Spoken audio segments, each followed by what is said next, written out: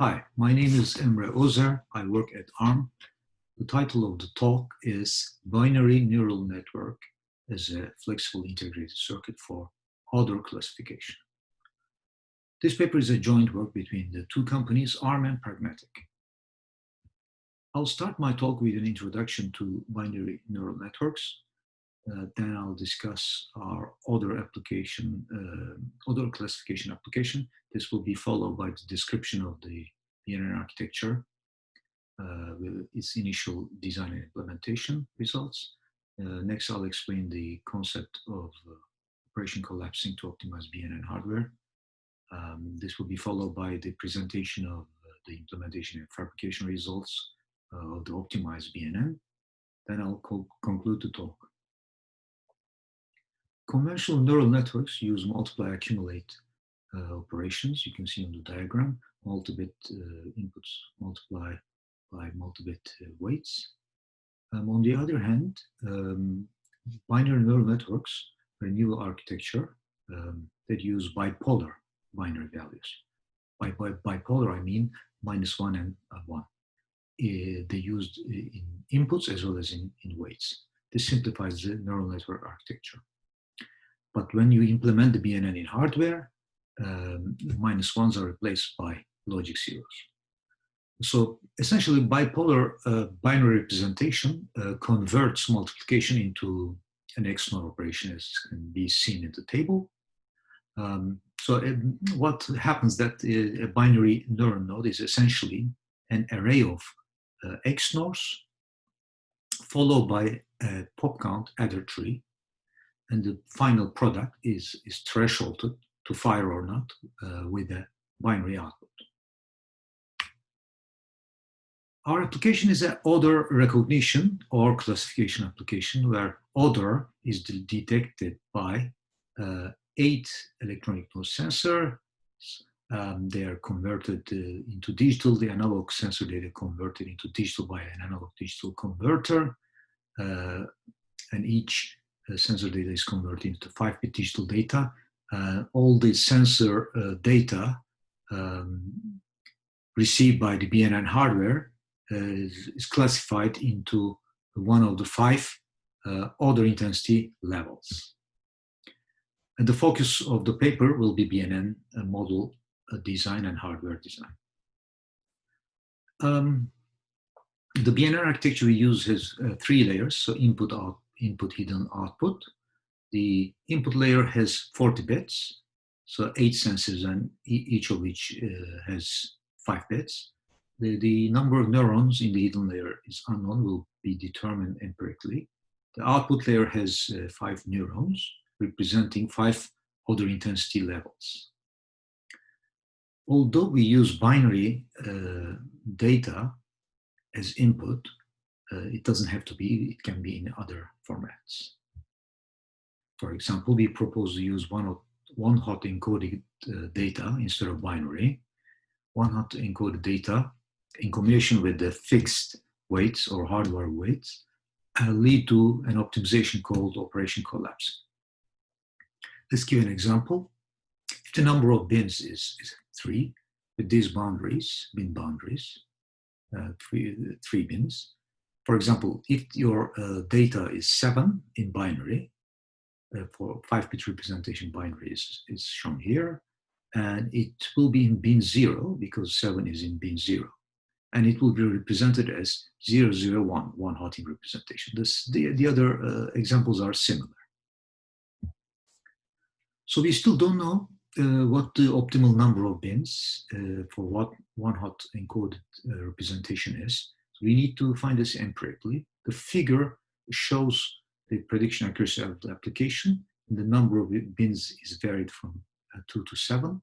You can see that after 5, there is not much improvement in the prediction performance. So this will be our optimal number of bins.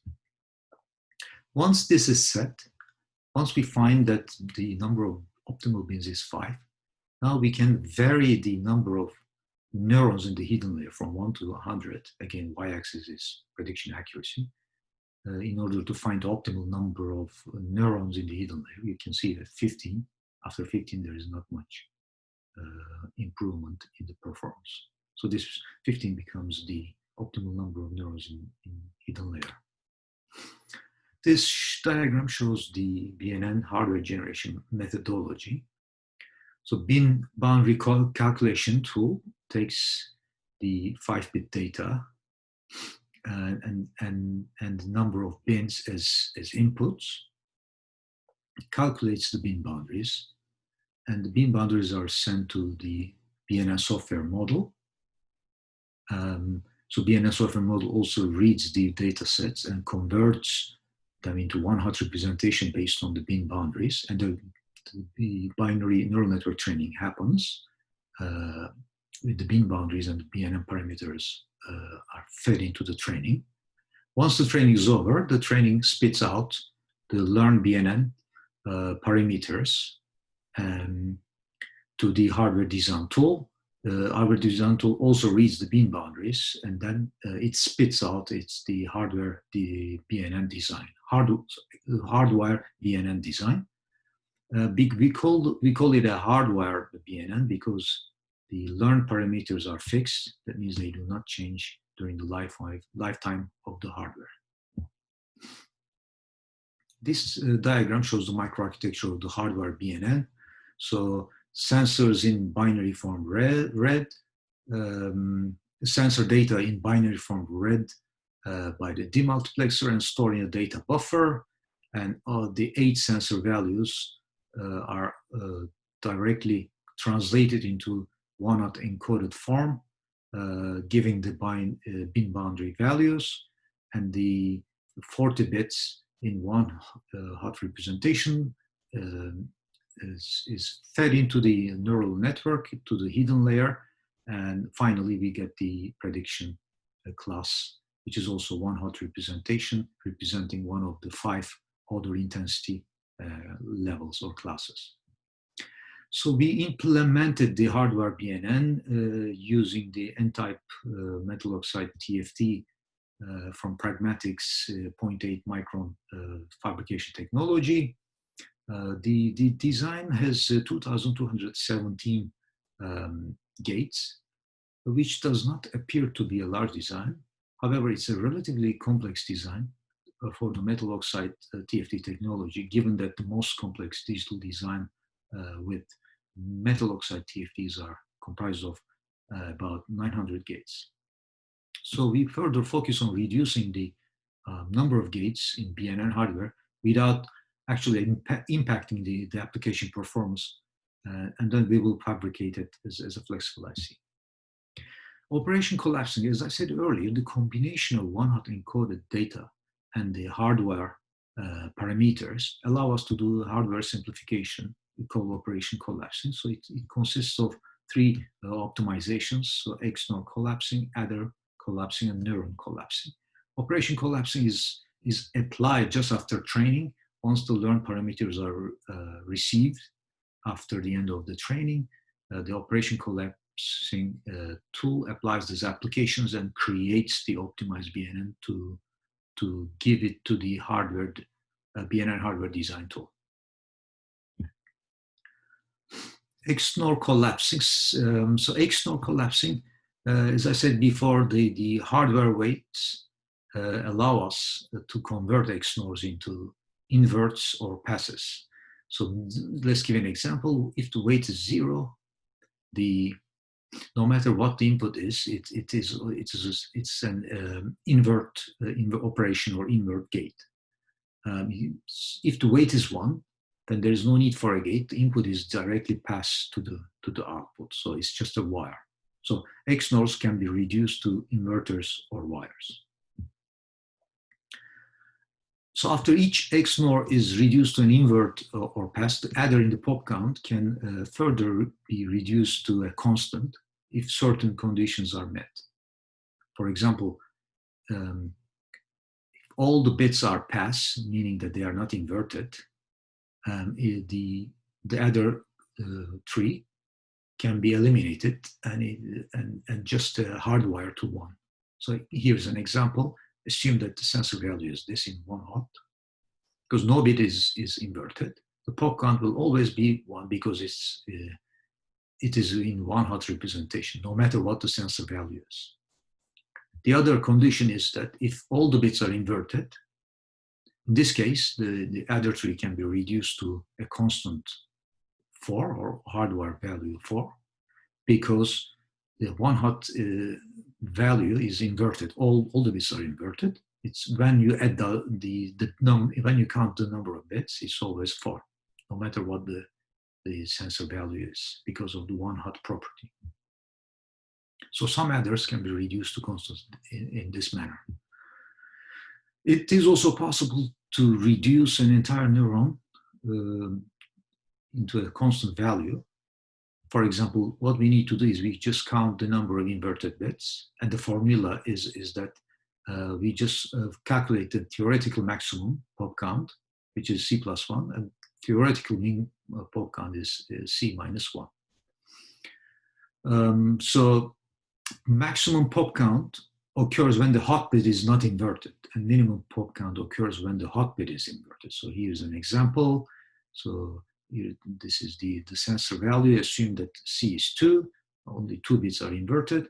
Maximum pop count occurs if the hot bit is not inverted. Here's an example. The hot bit is not inverted, 2 zeros are inverted, so the total pop count is 3, which is C+1. A minimum pop count occurs if the hot bit is also inverted. So one hot bit is inverted, and then one zero is inverted, and the hot bit is inverted. So the total is 1, so which is C minus 1. Then so this is just one sensor value. Across all sensors, the max pop counts and min pop counts are calculated, and we can sum the max pop counts across all sensors. If their sum is smaller than the threshold, this means that the neuron will never fire, and it can be hardwired to 0. On the other hand, if the min pop counts, sum of the total min pop counts are greater than the fixed threshold value, the neuron will always fire, so it can be hardwired to 1. So these optimizations allow us to remove the entire neuron hardware and just implement them as constant values. So some neurons can be reduced to a constant value in this manner. So we implemented the optimized BNN after applying these optimizations. The total gate count is reduced by 36% to 1,421 gates. And we also fabricated the BNN as a flexible IC. You can see the die photo on the left. And in the table, you can also see the other figure of merits related to this fabricated FlexIC. So as a conclusion, we developed the first ever neural network on a flexible substrate. The initial BNN hardware has 2,217 gates. We discovered that some of the BNN operations can be reduced to constant values if one-hot encoding is used to represent data in combination of the fixed BNN parameters. So we call it operation collapsing, and this can be done without actually affecting the performance of the application. After applying the operation collapsing, the gate count is reduced by 36%. We then fabricated and validated the 1,421 gate BNN design as a flexible IC. To date, this is the most complex flexible IC built with metal-oxide TFTs. If you have any questions regarding the paper and the presentation, please feel free to contact me at this email address. Thank you very much for listening.